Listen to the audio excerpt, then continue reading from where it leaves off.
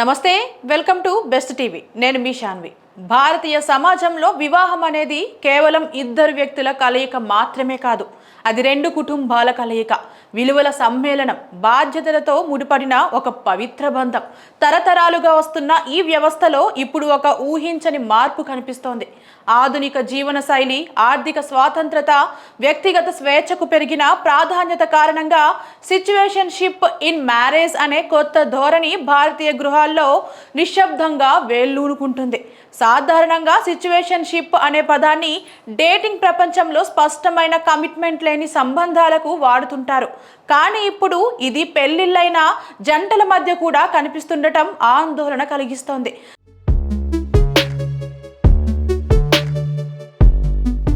చట్టపరంగా భార్యాభర్తలుగా కొనసాగుతూ ఒకే కప్పు కింద నివసిస్తున్నప్పటికీ వారి మధ్య భావోద్వేగ అనుబంధం, పరస్పర అవగాహన లోపించడమే దీని ప్రధాన లక్షణం.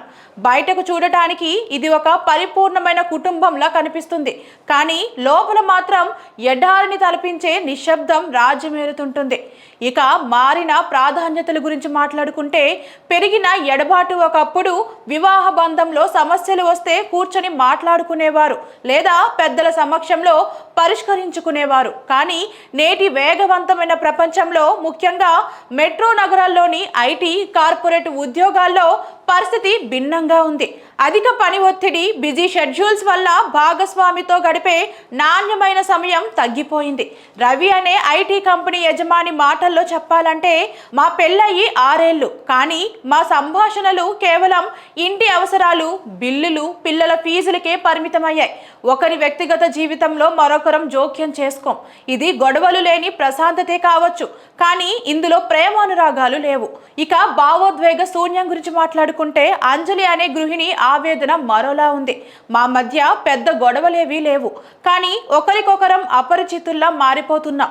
ఇంట్లో ఉన్న ఏదో తెలియని ఒంటరితనం, కేవలం సామాజిక గౌరవం కోసం, పిల్లల కోసం ఈ ముసుగు బంధాన్ని లాగుతున్నాం. ఇక్కడ గమనించాల్సిన విషయం ఏంటంటే, వీరు విడిపోవడానికి సిద్ధంగా లేరు, అలాగని కలిసి మనస్ఫూర్తిగా జీవించలేకపోతున్నారు. దీనినే నిపుణులు డిటాచ్మెంట్ ఇన్ అటాచ్మెంట్ అని పిలుస్తున్నారు.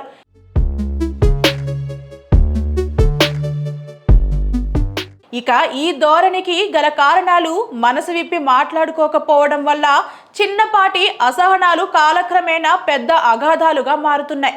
భార్యాభర్తలు ఇద్దరూ సంపాదిస్తుండటంతో ఒకరిపై ఒకరికి ఆధారపడాల్సిన అవసరం తగ్గింది.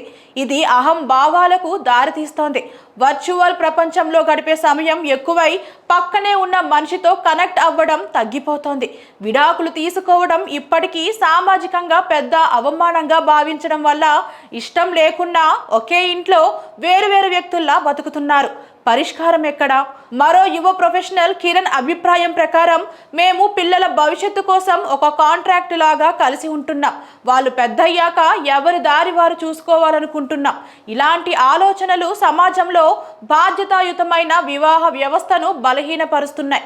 నిపుణుల అభిప్రాయం ప్రకారం, ఏ బంధానికైనా సంభాషణ ప్రాణం వంటిది. సమస్యలను దాచిపెట్టడం కంటే వాటి గురించి చర్చించడం ద్వారానే పరిష్కారం దొరుకుతుంది. కేవలం భౌతిక అవసరాల కోసం కాకుండా భావోద్వేగాల కోసం ఒకరికొకరు సమయం కేటాయించుకోవాలి. మొత్తానికి భారతీయ వివాహ వ్యవస్థలో చోటు చేసుకుంటున్న ఈ సిచ్యువేషన్షిప్ ట్రెండ్ భవిష్యత్తులో ఎలాంటి పరిణామాలకు దారితీస్తుందో వేచి చూడాలి. బంధం అంటే కేవలం బాధ్యతల మోత మాత్రమే కాదు, అది రెండు ఆత్మల అనుబంధం అని గుర్తించినప్పుడే ఈ దూరం తగ్గుతుంది.